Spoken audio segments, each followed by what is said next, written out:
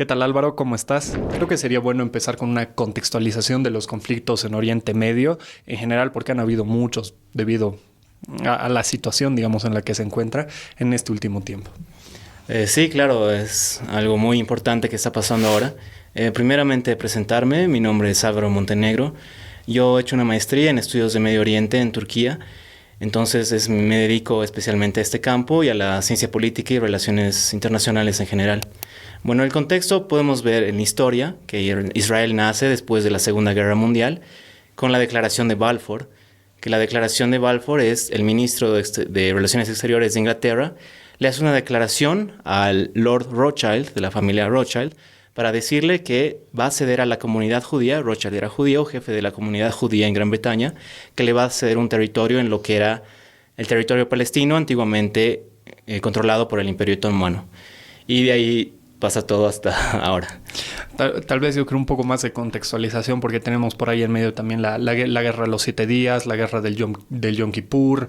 Después tenemos más recientemente y que posible la gente conozca un poco más los conflictos que han habido recientemente que han dado inicio a un conflicto armado. Sí, eso viene después de esta declaración de Balfour, que es después de la Segunda Guerra Mundial. Inmediatamente ya se declara el Estado de Israel con David Ben Gurion, que es su primer ministro, justamente en la calle que ellos llaman la calle Rothschild. Ahí ya declaran el Estado de Israel. Inmediatamente hay un ataque de todos los estados árabes contra Israel. Ahora, acá es un poco igual importante mencionar, porque mucho se habla de terrorismo, y terrorismo es un concepto clave en este conflicto y en el mundo. Para manejar mejor el léxico, ¿qué podemos entender como terrorismo dentro de esta conversación?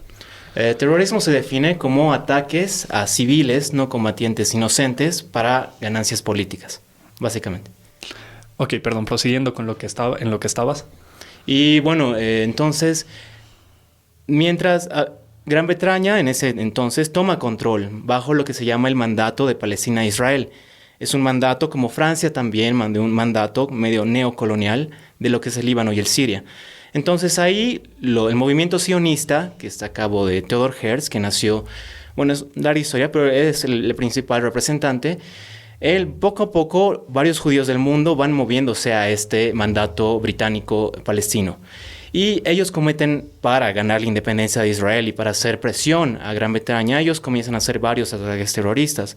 El más famoso es el bombardeo del Hotel David, donde mueren varios diplomáticos de Gran Bretaña y de la ONU. Bueno, al final se logra concretar la fundación de Israel, hay esta guerra y Israel gana la guerra y de ahí ya pasa el 60, la guerra del Yom Kippur, de los 7 días, como mencionas, más adelante.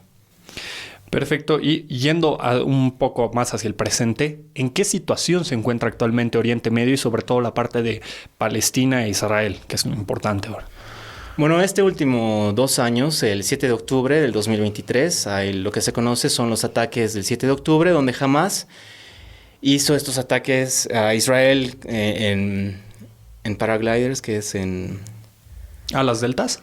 No, en lo que sales del aire y te... Paracaídas. Paracaídas, sí. Hacen paracaídas, atraviesan el control. Y este ha sido el ataque más mortífero que ha recibido Israel.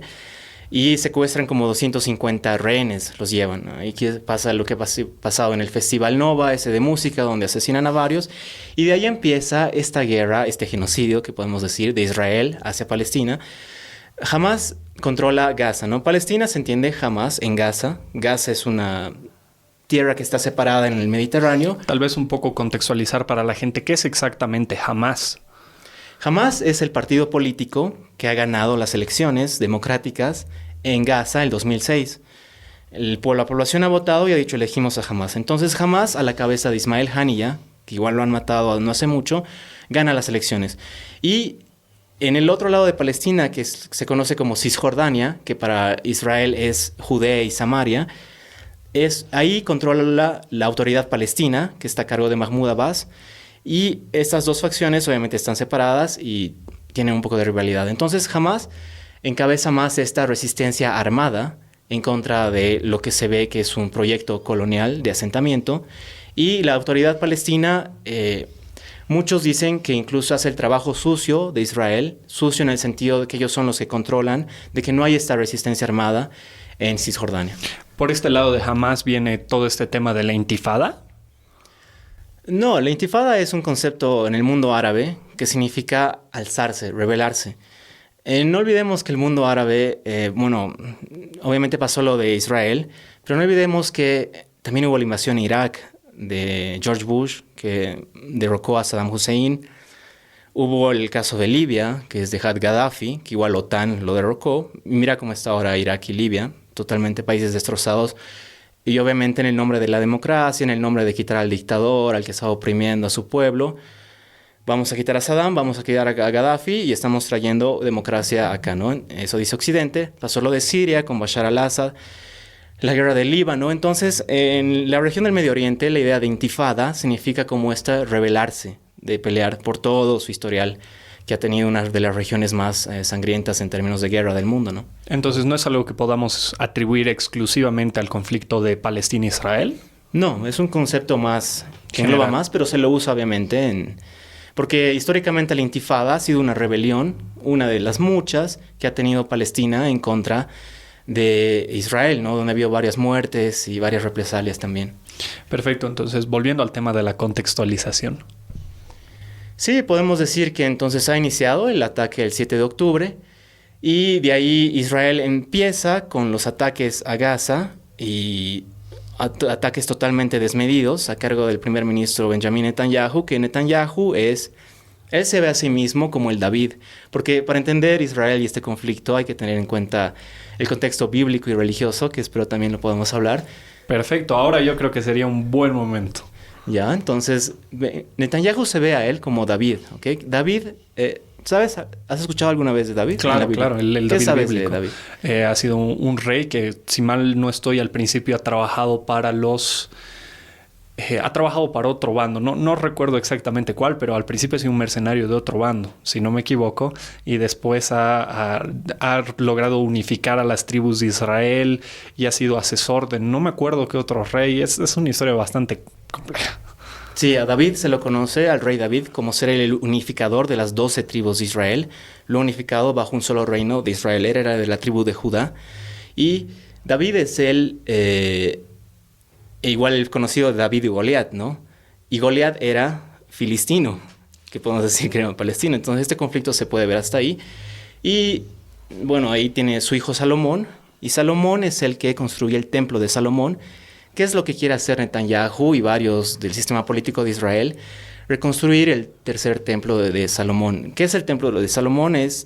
No sé si has escuchado alguna vez. Claro, han habido 2 templos antes. El primero creo cae antes de Cristo, no estoy muy seguro. El segundo creo que cae en la época del Imperio Romano, puede ser. Durante Tiberio, puede ser.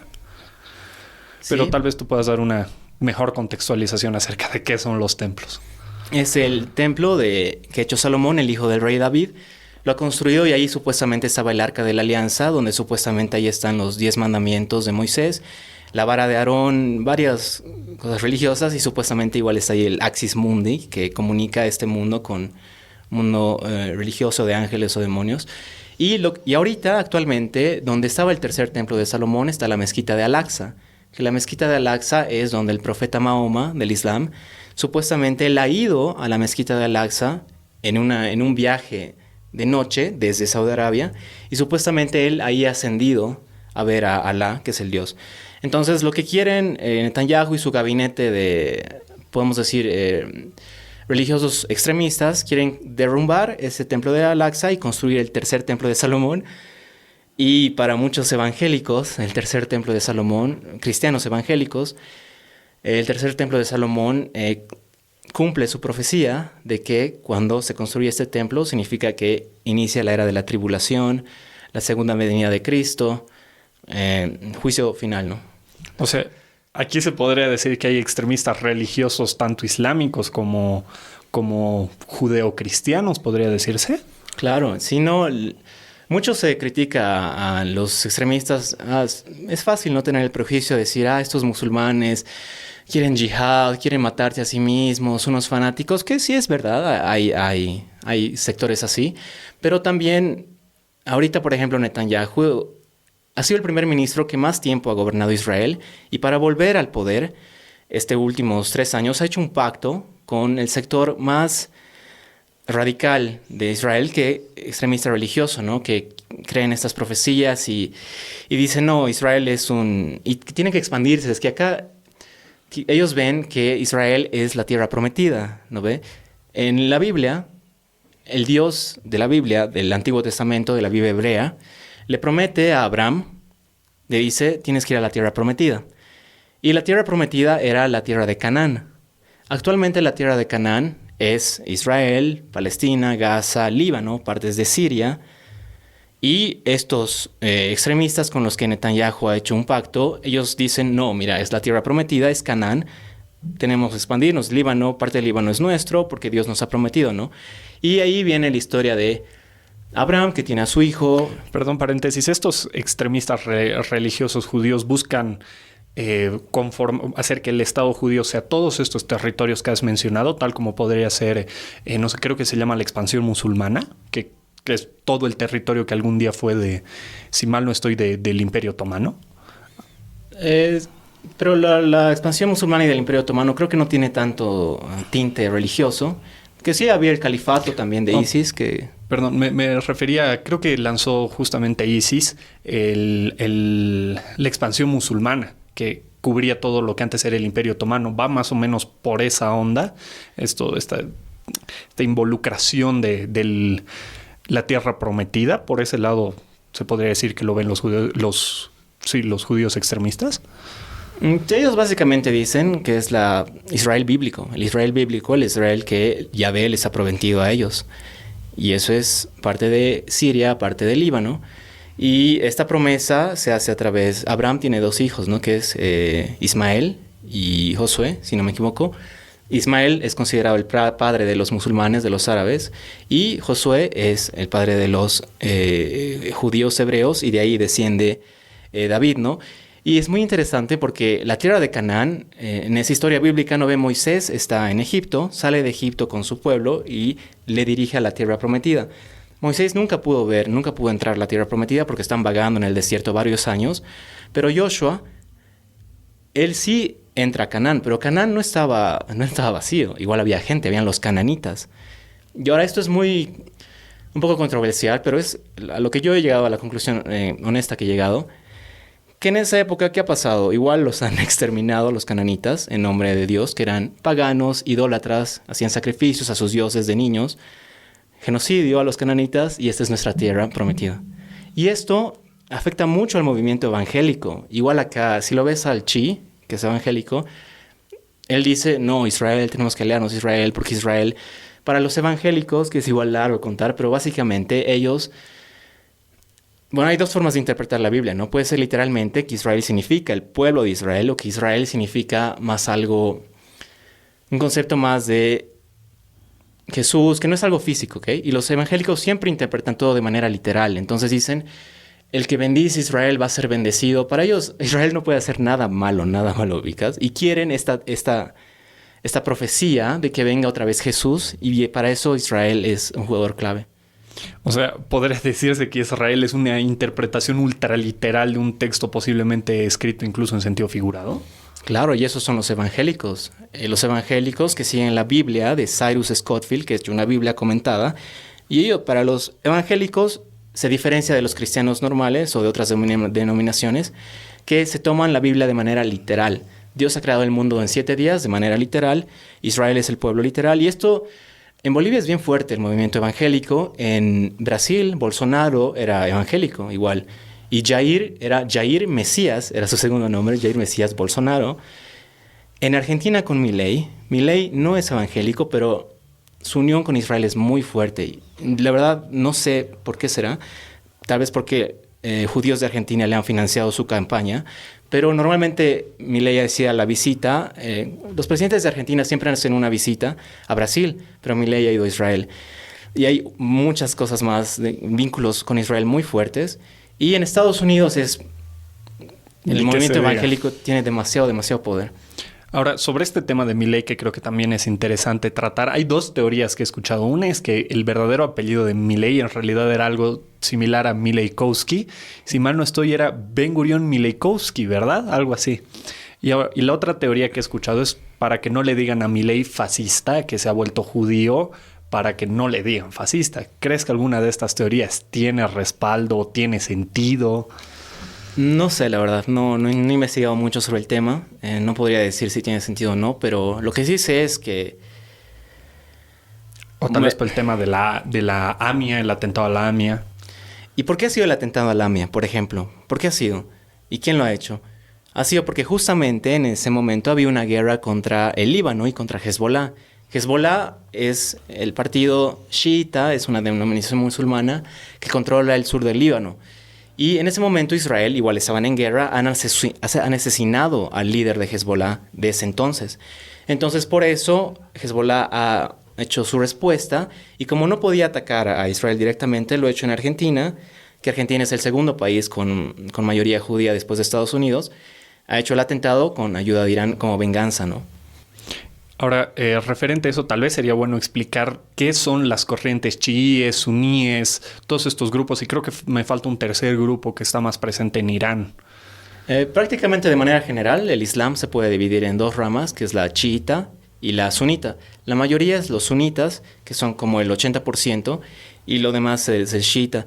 Prácticamente la diferencia es quién es el heredero legítimo del profeta Mahoma. El profeta Mahoma, que es el que supuestamente ha ido a una cueva en Saudi Arabia, y allí el ángel Gabriel, el mismo ángel Gabriel de la religión cristiana, ha venido y le ha revelado el Corán. Él no sabía escribir ni leer, entonces le ha revelado y ahí mágicamente ha escrito el Corán, ¿no?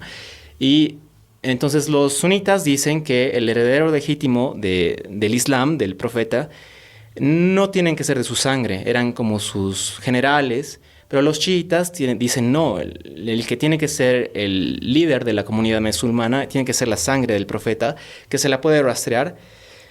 Bueno, ha tenido... Bueno, su hijo es Ali, es una genealogía bien complicada, ¿no? Pero los chiitas dicen esta genealogía es la legítima y los sunitas dicen no. Y también hay varias cuestiones ideológicas. Por ejemplo, los chiitas, que son Irán, Hezbollah, Yemen, que ahorita igual hay mucha guerra en Yemen, tienen una idea más de martirio, porque el jefe, el líder, digamos, del movimiento chiita es Ali, que era el nieto de Mahoma. Él ha muerto creyendo hacer lo correcto. Entonces, en su ideología, en su pensamiento, en su cosmovisión, está bien presente el tema de el sacrificio por una causa justa. Prefiero morir de pie. Y eso explica mucho, ¿no?, de lo que está ocurriendo ahora, y tal vez da a malinterpretar de que, bueno, se suicidan, son unos fanáticos, pero no, es que ellos ven que morir por sacrificio es algo lo más alto, ¿no? Y ahora creo que el último grupo que hay que contextualizar para poder armar el puzzle son los kurdos.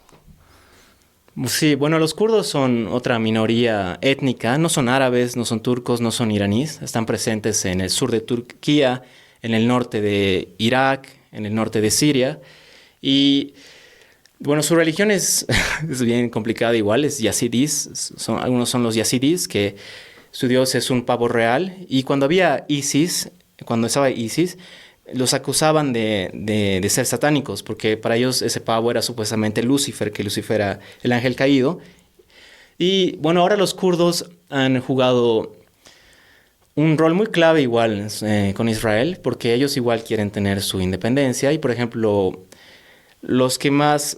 Cuando se lo ha derrocado a Saddam Hussein en Irak, el 2003, prácticamente el norte de Irak, donde había varios kurdos, ya es una república independiente. ¿Okay? Si yo quiero ir ahorita a Mosul, que es como la capital del norte de Irak, el Kurdistán, me piden una visa, y si yo quiero ir a Bagdad, que es Irak, me piden otra visa. Entonces es un estado de facto, y al final el que ha ganado después de la guerra contra Saddam, bueno, en parte ha sido Israel, porque todo el petróleo, Israel no tiene mucho petróleo, es difícil que le llegue, ¿no? Entonces todo el petróleo del norte de Irak, los kurdos le vendían a Israel por Turquía, y ahora yo creo ahorita en el conflicto de Hamas y Israel, creo que los kurdos todavía no están jugando un rol más importante. Tal vez después, si Turquía entra a la guerra, yo creo que ahí sí.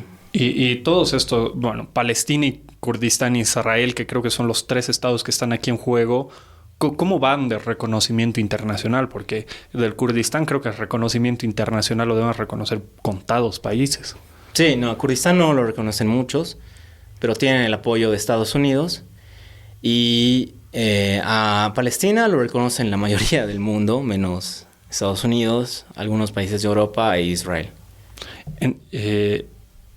Y a Israel, porque ¿cómo van las relaciones diplomáticas? Porque un docente de Derecho Internacional comentaba que varios países, por presión internacional, han cortado sus relaciones diplomáticas con Israel, siendo incluso estas más beneficiosas que las relaciones diplomáticas con Palestina.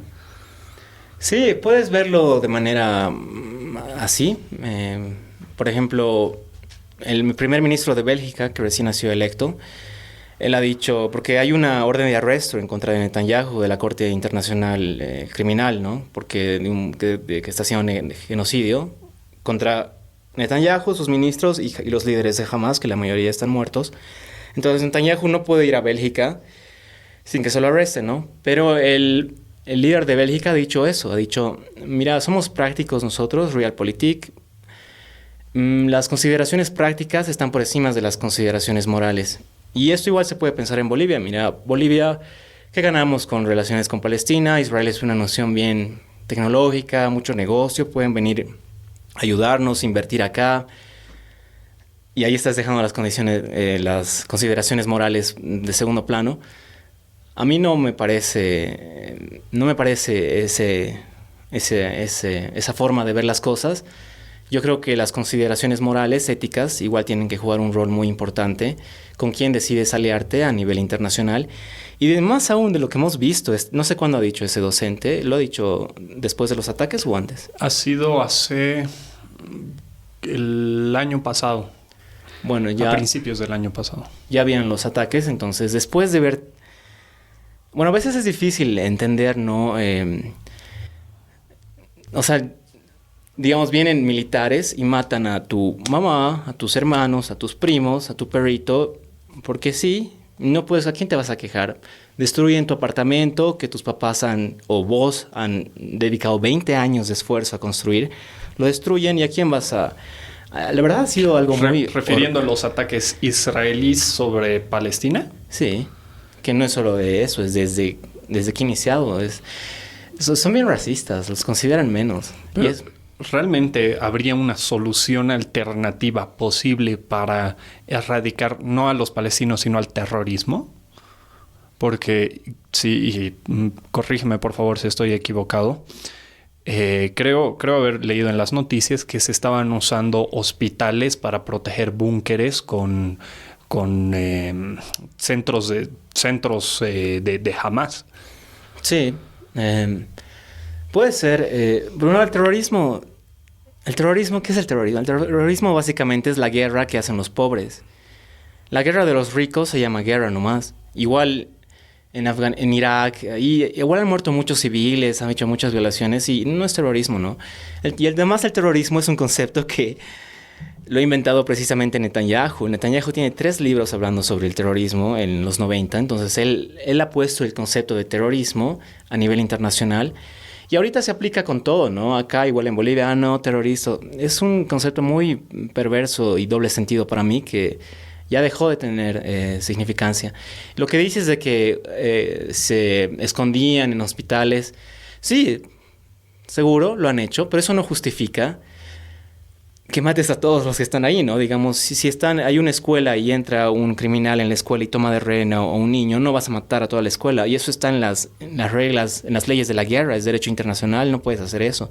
Y además, si ves las imágenes, no es que han solo atacado el hospital o donde se estaban escondiendo, han destruido todo. No hay ni un edificio que esté lo han demolido, es un sitio de demolición completo. ¿Y qué vas a decir ahí? No, es que en cada edificio se ha escondido jamás, en cada edificio jamás tenía algo. Y es muy descarado. Pero a lo que iba la pregunta es, ¿hay una manera real de erradicar el terrorismo y acabar con el conflicto? ¿Otra manera distinta a la de un exterminio total? ¿O realmente es algo que tiene que existir por la contraposición de ideas? Sí, yo creo que una manera es que Europa, que es cómplice del genocidio, y Estados Unidos dejen de apoyar. Si Israel no sabría que tiene el apoyo incondicional, hagan lo que hagan, maten a niños, hagan lo que hagan, no importa. Si tienen el apoyo incondicional de Estados Unidos y Europa, van a seguirlo haciendo.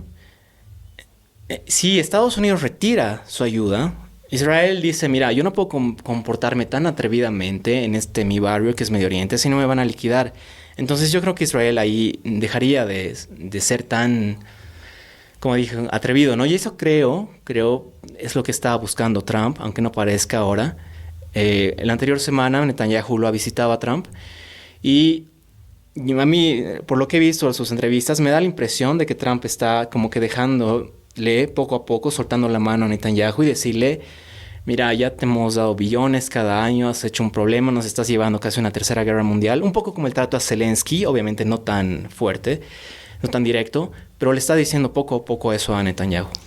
Pero para este punto de la historia no ha construido Israel unas relaciones internacionales lo suficientemente fuertes como para mantenerse en pie sin el apoyo de Europa y sin el apoyo de Estados Unidos, porque hasta donde tengo conocimiento, si mal no estoy, empezó relaciones diplomáticas con Marruecos hace un par o tres de años y si mal no estoy, también han tenido acercamientos con Arabia Saudita y creo que siempre han tenido acercamientos o relaciones con Jordania. Y Palestina creo que también tiene un bloque sustancial que lo apoya, incluido, si mal no estoy, Rusia. Sí, eso de lo que mencionas eran los acuerdos abrámicos, los acuerdos de Abraham, que lo ha hecho Jared Kushner, que es el esposo de la hija de Trump, de Ivanka Trump. Jared Kushner es judío, un amigo muy personal de Netanyahu, y él era el encargado de eso, de fortalecer las relaciones de Israel con Marruecos, con Qatar, con Emiratos Árabes. Ahora ya hay relaciones turísticas, ¿no? Los israelitas pueden ir a Emiratos Árabes, visitar, no hay problema, eso antes no había. Y eso yo creo que ha visto Hamas, que se estaba cerrando la causa palestina, por así decirlo, ya estaba yéndose a dormir con estos acuerdos abrámicos. Y han dicho, bueno, vamos a hacer esto, sabiendo las consecuencias, obviamente. Y bueno, han dicho, no vemos otra. Es que han intentado todo, la verdad. Han intentado protestas en la ONU, hay papeles así de los reclamos, denuncias, protestas pacíficas. Israel impunemente ha seguido asesinando a inocentes y han dicho, bueno, es acá o morimos. Entonces es posible que nunca se llegue a una solución factible al terrorismo. Yo creo que sí se puede, claro, siempre es posible, pero primero Estados Unidos y Europa tienen que dejar de mandar tanto dinero, tantas armas. El segundo proveedor de armas a Israel es Alemania. Hay una denuncia en la Corte Penal Internacional, igual en contra de Alemania, que le echó a Nicaragua, de decir cómo han apoyado tanto. Ese es un paso, ¿no? Y el otro paso es dejar al lado esa idea bíblica de que tienen que expandirse y tomar la tierra prometida de Canaán, la tierra prometida que Dios les ha prometido a ellos. Y obviamente ellos son el pueblo elegido, ¿no ve? Y para los evangélicos también. Y obviamente Israel no puede desaparecer. Tampoco podemos decir, no, Israel ya, chao. No, ya es un hecho, ya está ahí. Pero quédate ahí, en tus fronteras en las que tienes. Ya no trates de expandirte más. Pero no, se sigue expandiendo más colonias, sigue. Entonces, algo similar a lo que se tenía con Arafat durante los acuerdos de Oslo, más o menos. Por ejemplo, sí, los acuerdos de Oslo han dicho, ya no hay más asentamientos en Cisjordania, lo que es Judea y Samaria. Y eso incluso hasta personas que apoyan a Israel, ellos dicen, no puedes seguir expandiéndote en Cisjordania, pero lo siguen haciendo. Entonces, parecería, obviamente, si te comportas así, ¿qué esperas? O sea, ¿qué esperas? Y el ataque, ellos decían, ay, ¿cómo nos han atacado? Ay, no, el segundo holocausto, qué horrible. O sea, ¿qué esperas? No puede ser. Creo que sería bueno para esto contextualizar un poco qué son los acuerdos de Oslo y quién era Yasser Arafat. Yasser Arafat era como líder de Palestina en la era de Bill Clinton y hayan hecho estos acuerdos de Oslo y ahí se ha generado lo que es la autoridad palestina, que como te mencioné es el cuerpo que controla a Cisjordania.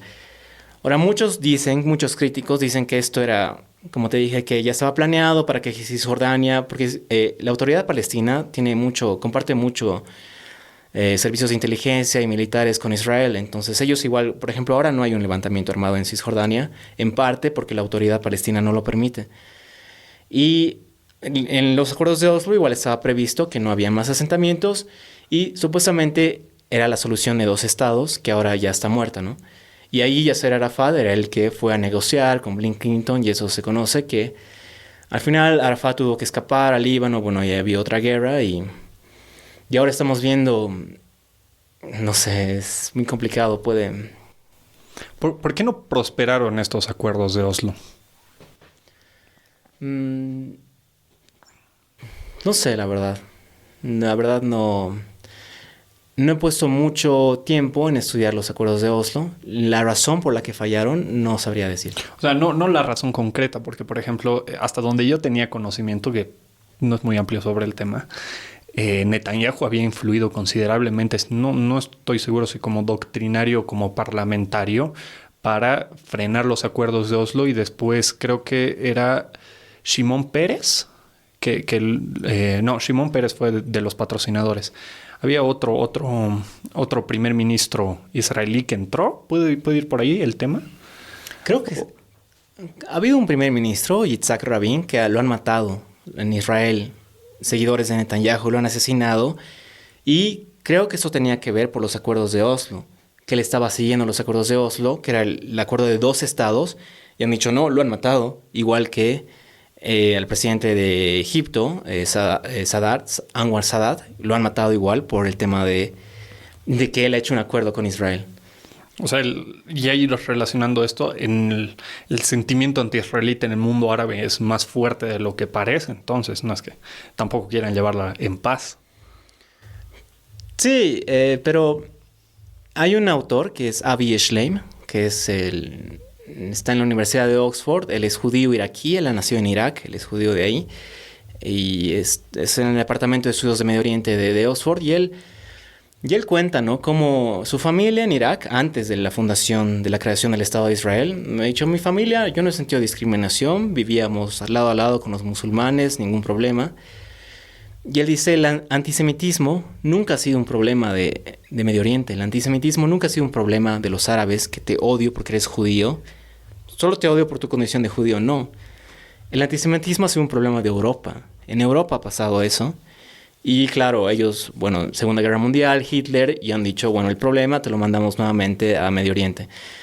Claro, después con la... Perdón, ¿crees que Europa está haciendo esto para deslindarse de la responsabilidad del genocidio? Sí, yo creo que Europa, su religión, pues más es secular, ¿no? Europa, pero como un tipo de religión es esa culpa que tienen del Holocausto.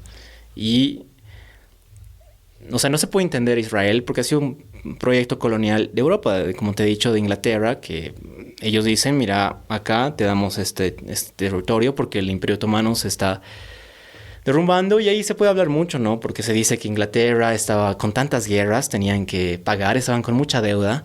Y obviamente ahí la familia banquera de los Rothschild han dicho, bueno, te vamos a prestar dinero, pero sí, a cambio nos das la declaración de la creación de Israel. ¿Hay fuentes que respalden eso?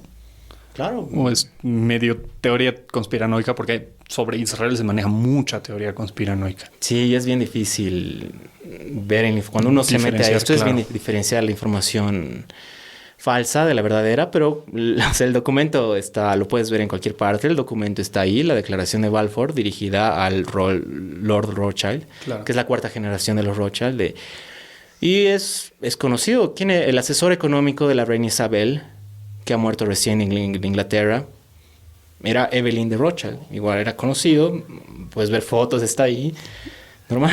O sea, todo esto de familias judías ultrapoderosas, que si no me equivoco, los Rothschild eran banqueros, sí existe, y es algo que se puede comprobar, que estén en una especie de deep state. Sí, claro, tienen mucha influencia. El problema es que cuando uno estudia esto, bueno, obviamente en la universidad nunca se lo toca porque ya de una se lo descarta como, teoría conspirativa. O sea, pero es un tema que merece una atención seria y académica, ¿no ve? Y evidentemente la familia Rothschild, que ha empezado con Mayer Amschel Rothschild en el gueto de Frankfurt, O sea, son personas... Paréntesis, ¿tiene algo que ver esta persona con Golda Meir? Creo que es una de las primeras primer ministra de Israel, creo que ha sido la segunda. No sé, no he escuchado. Por lo menos el apellido es parecido. Golda Meir. No sé si es Mayer o Mier. Mayer. Sí. Mayer. No sé si tienen relación, pero... Podría ser. Sí.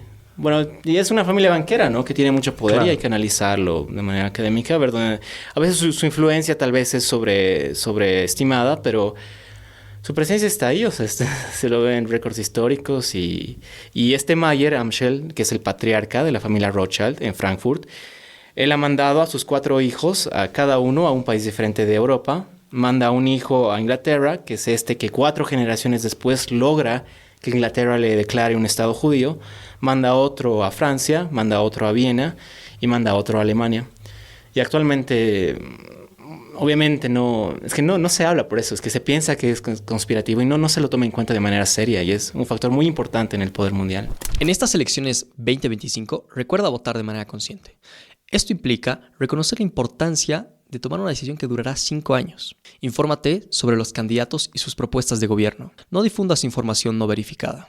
Vota consciente y construyamos un país del que todos los bolivianos estemos orgullosos.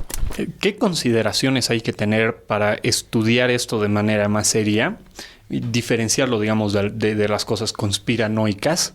Y por otro lado, ¿qué libros recomendarías a la audiencia para estudiar esto de manera académica? Bueno, primero el trabajo de Avi Shleim, que te mencioné, ese judío en Irak. Recientemente publicó un libro que es sobre Gaza. Y para que sepan, mi posición se debe a que yo he leído autores judíos. O sea, no es que he leído autores palestinos, he leído algunos, pero la mayoría, los que me han informado más sobre este tema, son autores judíos. Que obviamente es diferente ser judío, por ejemplo, que sionista, ¿no? En Estados Unidos, muchos judíos, ha habido protestas que dicen, deja de armar al Estado genocida de Israel, no en nuestro nombre, no en el nombre de los judíos, hagan este genocidio. O sea, se paran, ¿no? Incluso para varios religiosos, igual extremistas, ortodoxos, la creación de Israel ha sido algo en contra de Dios, porque no podía haber un Estado de Israel hasta que llegue el Mesías judío, que para ellos Jesús no era el Mesías, ¿no? Hasta que llegue el verdadero Mesías para los hebreos, recién ahí se puede construir un Estado físico de Israel. Entonces, ese es un autor. Otro autor es Norman Finkelstein, que es igual judío. Él vive en Estados Unidos, sus padres han perecido en el campo de Auschwitz, y él tiene un libro que se llama La industria del holocausto, donde tiene una mirada muy crítica a este tema del holocausto, y tiene igual el martirio de Gaza, que es muy importante. El autor Max Blumenthal, igual, que también es judío, de Estados Unidos, igual escribe mucho sobre el tema, y te podría mencionar esos 3. Perfecto. Ahora, continuando con otro tema igual de Oriente Medio, antes de pasar un poco a la relación de Bolivia con estos, ¿cómo está el tema en Yemen? Porque se escucha algo en las noticias de que han tenido por ahí unos bombardeos por parte de Estados Unidos. Sí, hace unos meses. Bueno, Yemen tiene una historia muy complicada, igual está en guerra civil desde hace 10 años, había una famina tremenda en Yemen. Están en situación de guerra y sin comida hace tiempo, ¿no?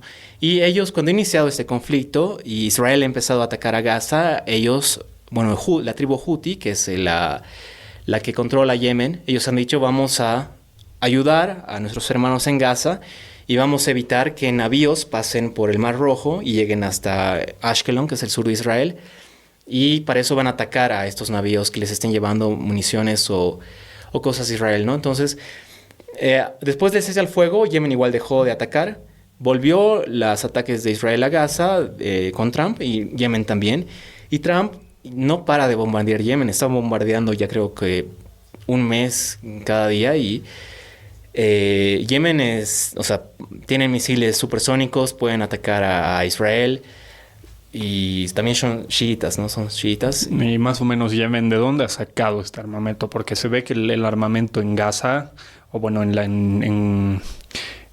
armamento que posee Palestina es bastante improvisado, pero misiles supersónicos es algo considerable.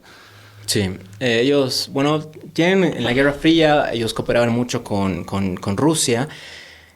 Rusia, yo creo que les ha proveído con mucho armamento, porque Rusia ha dicho, bueno, Estados Unidos, vos has querido venir a debilitarme usando Ucrania, ahora vos estás en un conflicto con Yemen, yo te voy a debilitar a través de Yemen. Yo creo que Rusia ha puesto buenas armas en Yemen y claramente el apoyo de Irán igual está ahí. ¿Y sigue poniendo Rusia e Irán este apoyo a Yemen? Actualmente Rusia, no sé. Irán yo creo que sí, que sigue, porque si cae Yemen, Irán se ve más vulnerable igual a ataques de Estados Unidos. ¿Irán qué posición juega en todo esto? Irán es como el líder de los shias, de esta rama del Islam, y Irán se ve como el líder igual de lo que se conoce el eje de la resistencia, que el eje de la resistencia sería en Irak. Luego de que cayó Saddam, hubo varias milicias civiles que se llaman las Fuerzas de Movilización Popular. Bashar al-Assad en Siria, que ha caído, que también era parte. Hezbollah en el Líbano. Y los Houthis de Yemen, eso era el eje de la resistencia, en contraposición a lo que George Bush dijo, el eje del terrorismo, ¿no? Prácticamente facciones políticas dentro de países que están en contra de Israel y en contra de Estados Unidos. ¿Está correctamente denominado a Irán como un patrocinador del terrorismo? No. ¿Por qué? Sí, Porque sí, hace rato me comentabas que Hamas tenía apoyo y hasta donde yo sabía, Hezbollah también tenía cierto apoyo de Irán. Para mí si vas a calificar a Hamas y a Hezbollah de terroristas, que puedes hacerlo, que terrorismo es matar a civiles, ¿no? Para generar... Si vemos a cuántos civiles ha matado Hezbollah y Hamas, esa es la definición de terrorismo, ¿no? Mató civiles para ganancia política. Y lo comparo a cuántos civiles ha matado Estados Unidos e Israel para ganancia política, inocentes. Más terrorista es uno que otro, de manera muy clara. Además, si vemos el derecho internacional, Hezbollah y Hamas solo son terroristas ¿para quién?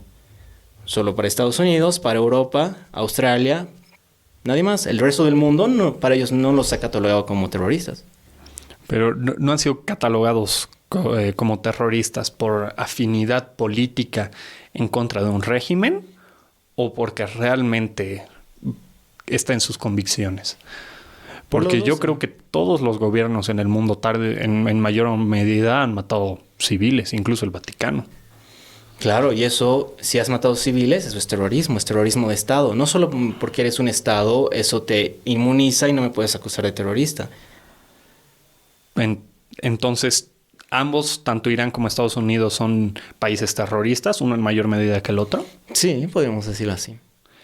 Y las relaciones de Bolivia con Irán podrían poner en riesgo el cómo se muestra Bolivia ante la parte que parece pequeña de la comunidad internacional que apoya a Israel o que denomina a Irán un promotor del terrorismo. Es que desde que ha pasado los ataques de octubre, la verdad las máscaras se han caído. La verdad, Occidente, y no es por ser odiador, por el discurso, ay no, el imperio, Occidente, no, pero es que si uno ve la destrucción, el dolor que ha causado Europa y Estados Unidos en Medio Oriente, la verdad es indignante. Como te digo, así. Y obviamente si matan a tu familia, a tu hermano o a tu madre y los ves morir, obviamente vos, y más si eres joven, te va a agarrar un sentimiento de venganza, de sed de venganza, ¿no? Sin importar, y toda tu vida tal vez la dirijas a vengarte de esos que han matado impunemente a tu familia. Entonces, lo que ha pasado el 7 de octubre, yo creo que ha revelado la cara de Occidente, que Occidente es Europa y Estados Unidos, de que su discurso de derechos humanos, somos civilizados, porque igual el discurso de Netanyahu es así, dice, nosotros somos la civilización occidental que estamos peleando en contra de la barbarie, o sea, un discurso totalmente colonial. Y en este contexto, y bueno, el mundo ahora está cambiando, podemos hablar de un mundo multipolar, podemos ver que Estados Unidos está cayendo como imperio, el alza de otros polos hegemónicos.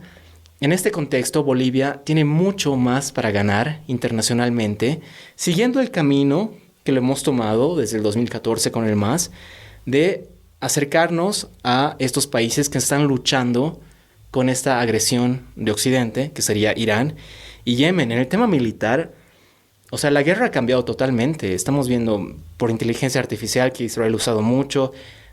En el tema militar podemos aprender mucho de una cooperación, por ejemplo, con los militares de Yemen. Estaríamos, porque Bolivia no está libre de que puedan invadirnos. Igual así, te dicen, no, eres terrorista y te invaden y ya. Tienes que saber defenderte. Pero ¿por qué ganaría más con Irán y Yemen que con Israel, teniendo en cuenta que Israel es una economía más grande, más tecnológico, tiene mayor índice de desarrollo humano? Primeramente, por el tema ético-moral. O sea, te quieres aliar después de haber visto todo este genocidio con Israel. Qué vergüenza. Pero ya, dices, no, es realpolitik, aquí es cosas prácticas, no me importa lo moral no me importa eso. Entonces, igual me parece... Ahora, ¿quién es el nuevo paria? O sea, el nuevo paria es Israel. O sea, los parias de antes, Irán, ya en este mundo de acá a 50, 100 años, si esto sigue, obviamente mucho puede cambiar, pero el nuevo paria es Israel. No te vas a liar con un paria ahora. Igual internacionalmente eso no me parece muy bien. Y de que pueden traer inversiones, por ejemplo, Víctor Orbán de Hungría es uno de los más grandes aliados de Israel. Netanyahu lo ha visitado la anterior semana, lo ha recibido aplaudiéndole. ¿Y qué ha hecho Israel? O sea, podía haber...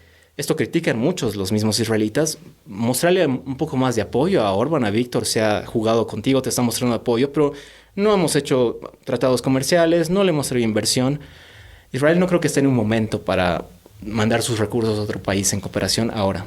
Tal vez no Israel, pero tal vez el resto de la comunidad que lo apoya, porque recordemos que los países más desarrollados son justamente los que apoyan a Israel, que si no me equivoco, aparte de la lista que has mencionado de los países de Europa del oeste, la gran mayoría, Estados Unidos, me imagino que también está Canadá, Japón debe estar, Corea del Sur, Australia, Nueva Zelanda. Sí, yo creo que deberíamos tener, creo que no tenemos una embajada en Estados Unidos, no estoy seguro. Deberíamos tener una embajada y hablar bien, sí, relacionarnos, pero ya toda la historia de Bolivia siempre ha sido con Europa, siempre ha sido mirando a Europa. Las primeras embajadas ha sido Francia, Alemania, Inglaterra, acá en Bolivia. Toda la historia nos hemos pasado relacionándonos con Europa, ya sea para bien, tal vez hemos conseguido muchas cosas, pero creo que ahora, en este momento, creo que tenemos que ver la cara a ese otro mundo que es África, el sudeste asiático y Medio Oriente, que tenemos muchas experiencias similares y podemos tener igual mucho. Nigeria, por ejemplo, son las economías que están en desarrollo, ¿no? Europa, yo creo, está muriendo. Estados Unidos está muriendo porque ya no tienen hijos. Y ¿están muriendo en un sentido demográfico o en un sentido más como nación o como país? En los dos, en un sentido demográfico. Es conocido que Europa está muriendo lentamente y en economía la demografía es destino. No puedes, y por eso Estados Unidos mete a tantos inmigrantes ilegales porque tiene que mantener su demografía en un cierto nivel. Si no hay imbalances en el tema de pensiones, fuerza laboral capaz, entonces en el demográfico está muriendo. En cambio ves Nigeria, Egipto, Turquía, están subiendo sus poblaciones de manera muy grande.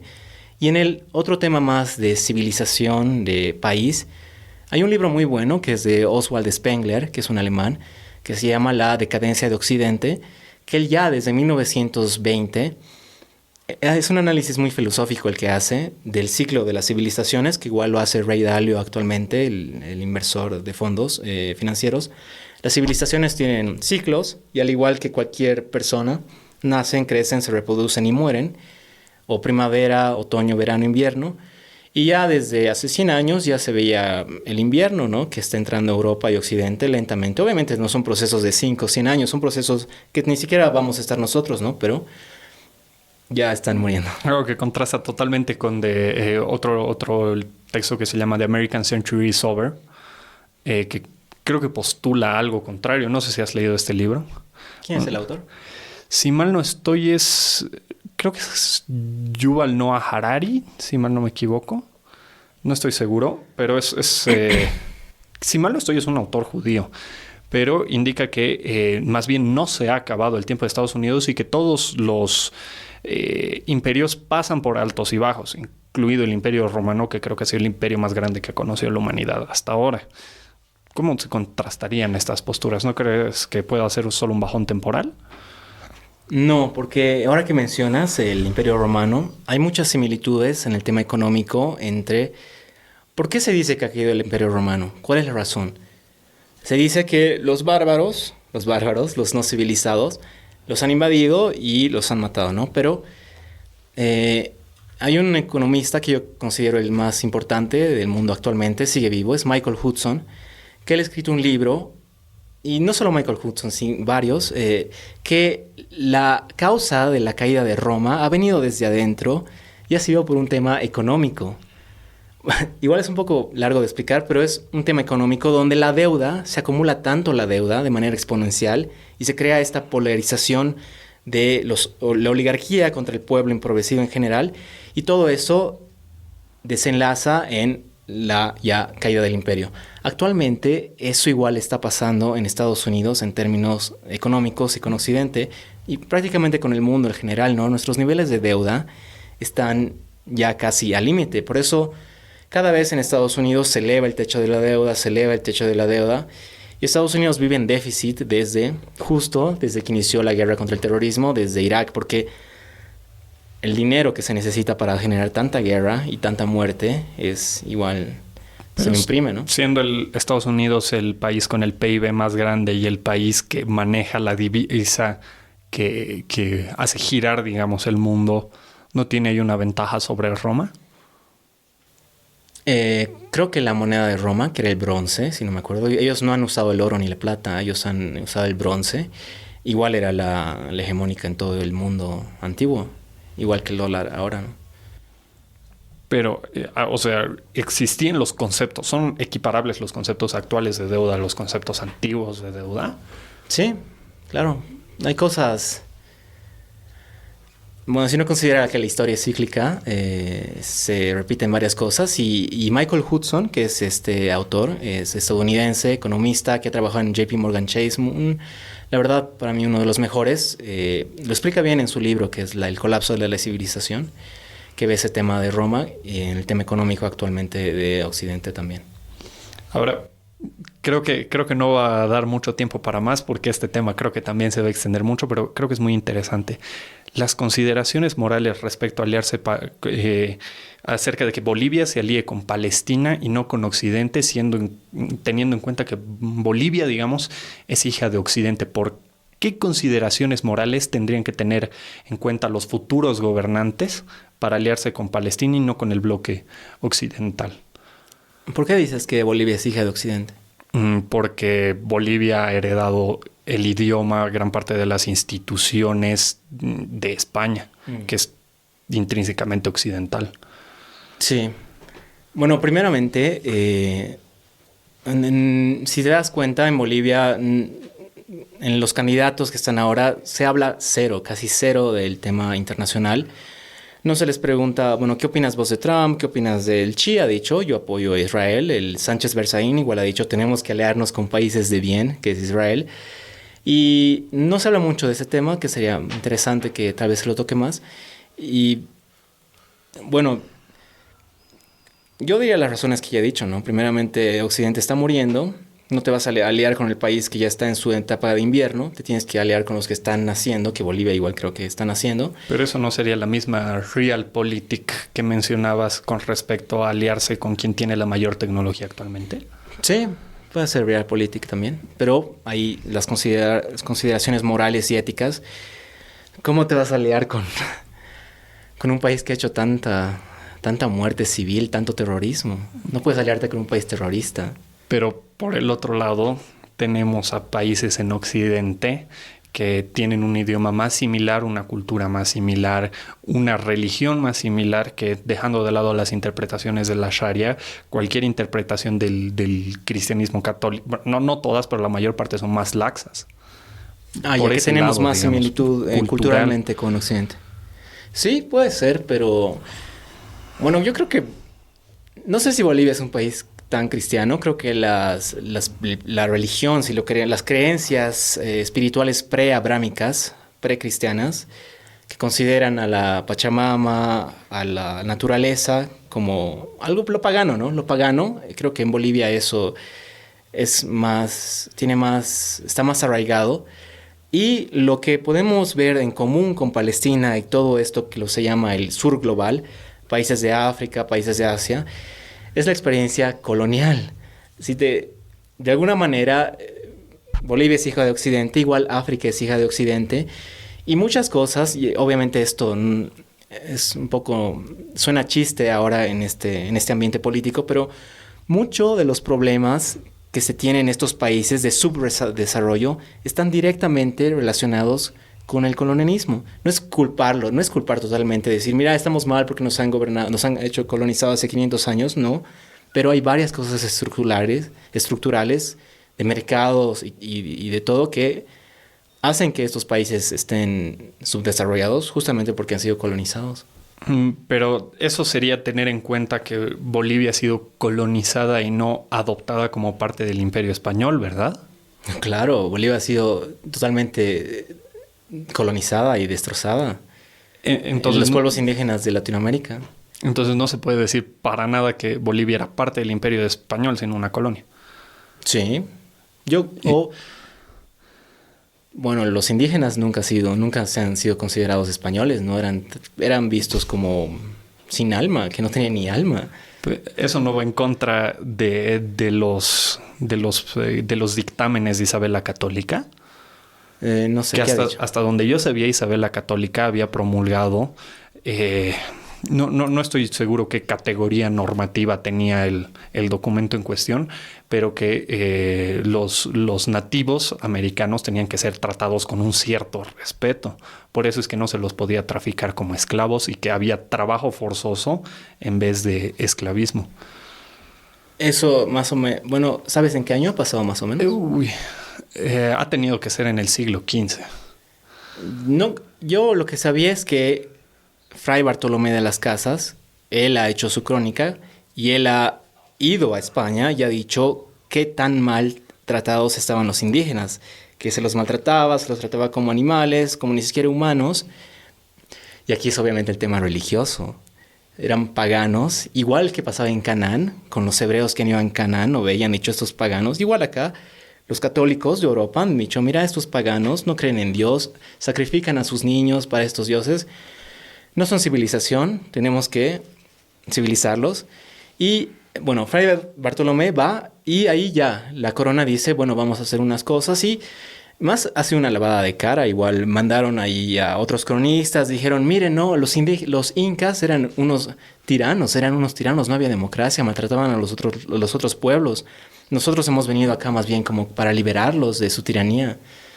Para mí que es algo que es cierto, o sea, sacrificios se hacían en todos lados. Como dice un famoso dicho, habas se cuecen en todos lados. Yo creo que el sacrificio de niños, que es más horrible, no creo que se los haya hecho cada rato y con todas las familias. Yo creo que eran unas cuestiones especial, digamos, para la cosecha. Y era como juegos del hambre, ubicas, como juegos del hambre. A la familia te toca y la familia dice, ay, bueno, te tenemos que mandar como sacrificio al hijo. ¿Está mal? Sí, obviamente ahora sí. No podemos, ¿cómo justificar matar a un niño inocente? Pero ahora... Pero eso está mal desde que existe el cristianismo y hasta donde yo sé, en el Imperio Azteca era una práctica relativamente común. No sé, puede ser. Al igual que era una práctica más o menos común en ciertas partes de Grecia. Sí. El tema es que ahora dejamos de sacrificar niños. Ahora, ¿cuántos niños han sido sacrificados en las guerras que te he mencionado? Y ni siquiera pero hay una diferencia entre sacrificar y enviar a combatir. Hay una diferencia entre sacrificar y asesinar por... Ni siquiera hay una connotación religiosa divina que ese sacrificio va a calmar al Dios. No, ahora es... Te mato porque soy Estados Unidos, soy Europa, soy Israel, vengo a tu país y mato a... O sea, igual la muerte de niños inocentes es... Igual los números son altísimos. En Irak, en Siria, en Libia, en Gaza.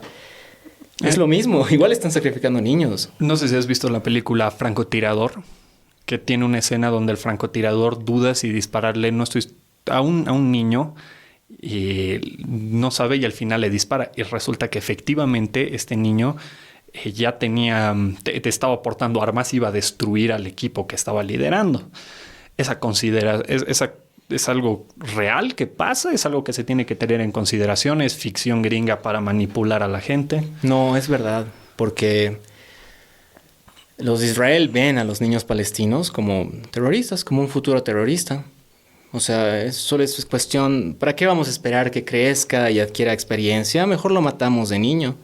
¿Y quién le va a culpar? Como te digo, si eres niño, ni siquiera niño, si eres adolescente, tienes 15 años, ves a tu familia morir, obviamente vas a querer matar al otro por ser de venganza. Es un ciclo de odio y muerte. Es obvio. Entonces dicen, son terroristas en potencia los niños, mujeres embarazadas, mejor los matamos ahora y nos libramos del problema. Y si en vez de partir la solución de Estados Unidos y Europa, ¿por qué no parte de Palestina? ¿Por intereses externos a Palestina o por que se continúa este ciclo de odio y que si parasen ellos los exterminarían?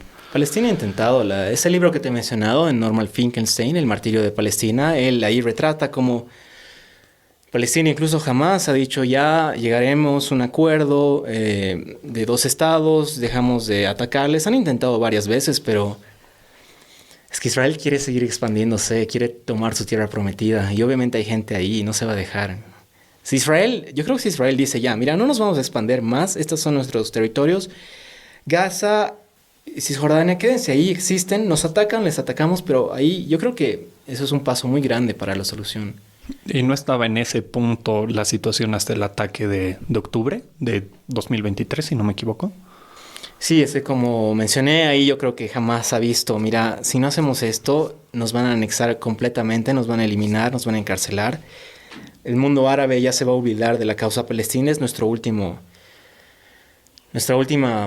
Y es como que, por ejemplo, acá los indígenas, igual digamos, o en Estados Unidos, los negros, en la revolución de los esclavos negros, cuando se han rebelado los esclavos negros, han matado igual a mujeres, a niños inocentes. Lo mismo está pasando en Gaza. Como se han liberado ese odio de la prisión y obviamente han matado igual a inocentes y a niños. O sea, era de esperarse. Un ciclo natural, podría decirse. Ciclo de odio y de venganza que no ha podido ser resuelto. Perfecto. ¿Algún tema internacional? Me gustaría preguntarte acerca de muchos temas internacionales, pero creo que son más recónditos, tal vez muy rápido, acerca de qué está pasando en Ruanda y en el Congo. Bueno, el Congo es el país de Tarzán, ¿no? El Tarzán histórico es del Congo. Hay demasiada riqueza. Si ves el mapa en Google Maps, el Congo es totalmente verde, ¿no? Hay una riqueza en diamantes tremenda. Claro, coltán, cobalto. Sí, zinc y bueno, da la casualidad que uno de los mayores magnates de los diamantes congoloises es un israelí. Y es una guerra olvidada, ¿no? Que igual hay que prestarle... Y por ejemplo con Congo, o sea, ¿por qué Bolivia no? Bueno, claro, puedes decir, no, ¿qué vamos a ganar? Pero relacionarnos con Congo, con África, y ahí la política exterior de Bolivia creo que es muy... Pero relacionarnos con Congo no sería pegarnos un tiro en el pie, ya que Congo más bien es un país de 100 millones de habitantes que se está haciendo sacar la mugre con un país de 14 millones de habitantes. En el tema... sí, ahí con la guerra, con los dos, ¿no? Con Congo y con Ruanda, con los dos habría que relacionarnos. ¿Con qué países crees que sería ideal que Bolivia se relacione? Con el sur global, prácticamente. Obviamente con nuestros... El sur global creo que abarca muchos países, algunos en específico, por ejemplo, a mi criterio personal, sería tal vez Ruanda, sería un buen ejemplo de país creciente. Creo que también Djibouti está creciendo bastante rápido y que Djibouti tiene igual una corriente pro-occidental, si no me equivoco. A ese estilo, algunos países puntuales que pudieras recomendar a algún candidato si lo tuvieras aquí sentado. Bueno, en Latinoamérica, yo creo que la relación con Perú tiene que ser prioridad. Yo creo que Bolivia y Perú tienen que ser un país unido. Un país, o sea, ¿países unidos o un solo país? Un solo país. Enseguida te voy a preguntar por eso. Sí, con Perú la relación creo que es... No importa con quiénes, somos países hermanos, somos la misma cultura, la misma... Me parece a mí una incoherencia que estemos separados y ahí adquirimos mar. Con Brasil igual la relación, y ya viéndonos más en África, Nigeria, yo creo que Nigeria es un poder muy grande. Sudáfrica que lo controla la tribu Zulu, igual que han hecho la denuncia contra Israel. Turquía, creo que es algo muy importante. Saudi Arabia, Irán y Saudi Arabia, los dos, no solo Irán, a Saudi Arabia también. Y los países del Golfo que tienen mucho dinero para invertir, Qatar, Emiratos Árabes. Nos vamos a Asia, yo creo que Indonesia es clave. Y eso podría decir así, pensando rápido ahora. Ahora, yendo con algo que me ha llamado mucho la atención, ¿por qué? O sea, aparte de eso, ¿por qué Perú y Bolivia tendrían que ser un solo país? Y esto se ha visto que muy bien no ha funcionado en el pasado y ya desembocó en lo que ha desembocado. Sí, yo creo que había que intentar una segunda vez y poner esa idea, ¿no? Porque la verdad somos parecidos, tenemos la misma... La historia fundacional mítica, si quieres, de Bolivia, ¿cómo es? De Manco Cápac. Y que fundaban, Mama Ocllo, no, sí. pero no, eso no ha sido fundación de Bolivia. Bueno, pero fundación...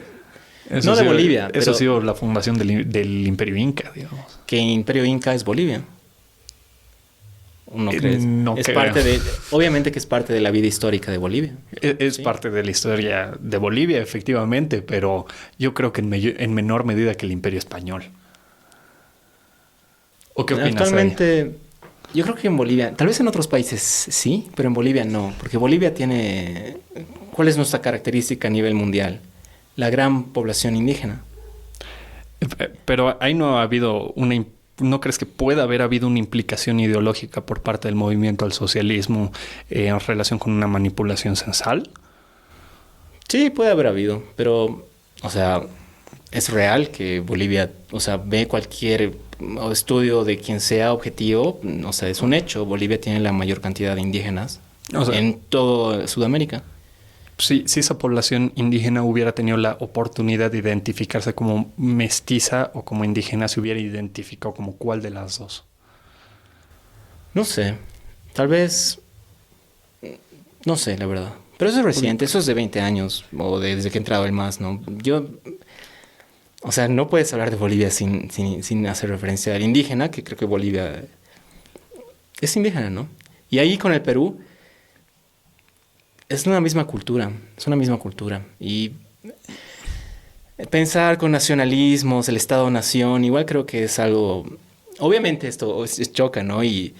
Pero sería muy interesante si algún candidato propone y diga, no, mira, yo quiero que Bolivia y Perú sean una sola nación. A ver cómo reaccionan. ¿Tú crees que se entendería la gente de la costa norte, por ejemplo, de Perú con la gente de Santa Cruz? No conozco cómo es la gente de la costa norte de Perú. Pero en culturas, en todo, porque creo que la costa norte de Perú es más similar a la cultura de lo que en un día fue la Gran Colombia que a lo que es Santa Cruz.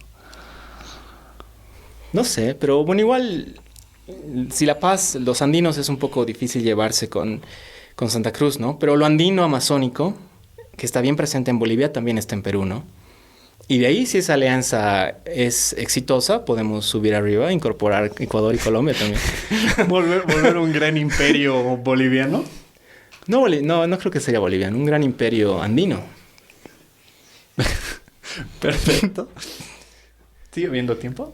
1 hora y 8. Sigue bien. Como tú quieras, sí. Sí, creo que un tema más y ya podemos... Ahora, el tema de...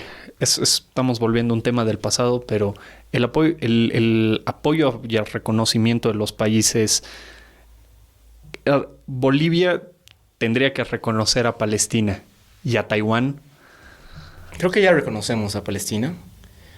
A Taiwán, sí, yo creo que deberíamos reconocer igual. Ya es un hecho, es un país independiente, ya... Y Taiwán no está más bien del lado del espectro de los países occidentales que se están yendo al tacho. No creo que ese sea el caso de Taiwán. La verdad no conozco mucho de Taiwán. Pero los países asiáticos, con excepción de Japón y Surcorea, creo que están... Como que están entrando a su etapa de primavera. Japón, o sea, renaciendo. No, Japón está muriendo, como Surcorea. No sé si Taiwán es el mismo caso, no sé la verdad. Pero como principio creo que sí podemos reconocerlos, obviamente, con la cuestión de China. Si no hay la necesidad, ¿para qué te vas a meter en problemas? Pero si hay una oportunidad muy buena, digamos, tema de chips, sí, reconocerlo. ¿Y no sería abrir dos frentes diplomáticos? Uno en el que te estás aliando indirectamente con el bloque no occidental y uno en el que lo estás atacando. ¿Al aliarnos con Taiwán? Sí, porque si al reconocer, no aliarnos, pero sino al reconocer Palestina, yo creo que los países del bloque no occidental asumen el apoyo a este bloque. Pero al reconocer un país que estos países tienen como sobreentendido que es parte de China, de la China continental. Puede ser, pero... O sea, no es todo, ¿no? O sea, yo no estoy diciendo... bueno, sí estoy diciendo en parte, como que Occidente no. Pero puedes hacer ambos. Por ejemplo, la política exterior de Qatar es muy buena. Tiene un apoyo grande a Hamas en Gaza. Pero Qatar igual tiene bases norteamericanas en Qatar y tiene mucha inversión estadounidense. Entonces, al final eres un país soberano. Puedes aliarte con quien creas. Obviamente las consecuencias, retaliaciones, ahí ya depende de quien esté al mando de la política exterior, saber balancear eso. Obviamente tiene que ser alguien muy capaz, ¿no? ¿En algún momento en el que creas que la política exterior de Bolivia ha estado bien armada?